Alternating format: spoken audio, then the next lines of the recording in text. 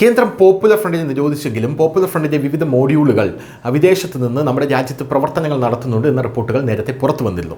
ഈ ഒരു റിപ്പോർട്ടിൻ്റെ അടിസ്ഥാനത്തിൽ കേന്ദ്രം ഇപ്പോൾ ശക്തമായിട്ടുള്ള നിരീക്ഷണമാണ് നടത്തുന്നത്. പ്രത്യേകിച്ച് SIR പോലുള്ള കാര്യങ്ങൾ, വോട്ടർ പട്ടിക പരിഷ്കരണം പോലുള്ള കാര്യങ്ങൾ നടപ്പിലാക്കാൻ ഇനി കേന്ദ്രം ശക്തമായി ഒരുങ്ങുന്ന സാഹചര്യത്തിൽ ബംഗാളിലടക്കം വലിയൊരു കലാപം കേന്ദ്രം മുന്നിൽ കാണുന്നുണ്ട്. ആ കലാപം ബംഗാൾ കഴിഞ്ഞാൽ ഏറ്റവും കൂടുതൽ നടക്കാൻ സാധ്യതയുള്ള ഒരു പ്രദേശം എന്ന് പറഞ്ഞത് കേരളമാണ്.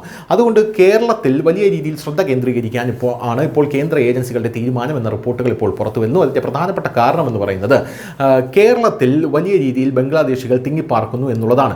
പ്രധാനമായിട്ടും സാക്കീർ നായിക് അടക്കമുള്ള ഇസ്ലാമിക വർഗീയ പ്രഭാഷകർ പറഞ്ഞിരിക്കുന്നത്, നിങ്ങൾ കേരളത്തിലേക്ക് പോകൂ, അവിടെ വർഗീയ പ്രവർത്തനങ്ങളെല്ലാം നടത്താമെന്നാണ് സാക്കീർ നായിക് അടക്കം പറഞ്ഞിരിക്കുന്നത്. അതിൻ്റെ ഭാഗമായിട്ടാണ് ഏലത്തൂരിലെ ട്രെയിൻ തീവെപ്പൊക്കെ നടന്നത് എന്നുള്ളത് മറ്റൊരു കാര്യം. പക്ഷേ ഇതിൻ്റെ ഒന്നും വിശദാംശങ്ങൾ പുറത്തു വന്നിട്ടില്ല. പക്ഷേ ഏലത്തൂരിൽ ട്രെയിൻ തീ വെച്ച ആ ഒരു തീവ്രവാദി യഥാർത്ഥത്തിൽ സക്കീർ നായിക്കിൻ്റെ അനുയായിയാണ്, അനുഭാവിയാണ് എന്നുള്ള റിപ്പോർട്ടുകൾ ആ സമയം പുറത്തു വന്നിരുന്നു.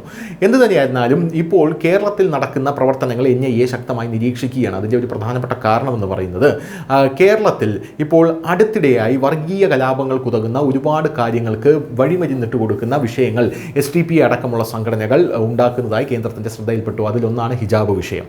രണ്ടാമത്തെ കാര്യമെന്ന് പറയുന്നത് DYFIയുടെ ആംബുലൻസ് അടക്കം കത്തിക്കുന്ന ഒരു സാഹചര്യം, നെടുമങ്ങാട് കത്തിക്കുന്ന ഒരു സാഹചര്യം ഉണ്ടായി. ഇപ്പോൾ മൂന്നാമത് ഈ ഫ്രഷ് കട്ട് ചിക്കൻ ആ വ്യവസായശാലയുമായിട്ട് ബന്ധപ്പെട്ട ഒരു കലാപ സമാനമായിട്ടുള്ളൊരു സംഘർഷമാണ്. അതിലും പോപ്പുലർ ഫ്രണ്ടുകാരും SDPIക്കാരും നുഴഞ്ഞു കയറി വലിയ രീതിയിലുള്ള സംഘർഷം ഉണ്ടാക്കുകയും അവിടെയുള്ള ജനങ്ങളെ മർദ്ദിക്കുകയും പോലീസിനടക്കം മർദ്ദനമേൽക്കുന്നൊരു സാഹചര്യം ഉണ്ടാവുകയും ചെയ്തു. അപ്പോൾ ഈ സാഹചര്യത്തിൽ കേന്ദ്രം വലിയ രീതിയിൽ കേരളത്തിലേക്ക് ശ്രദ്ധ തിരിക്കുന്നു വീണ്ടും എന്നുള്ള റിപ്പോർട്ടുകൾ പുറത്തു വരികയാണ്. News desk Malayalam.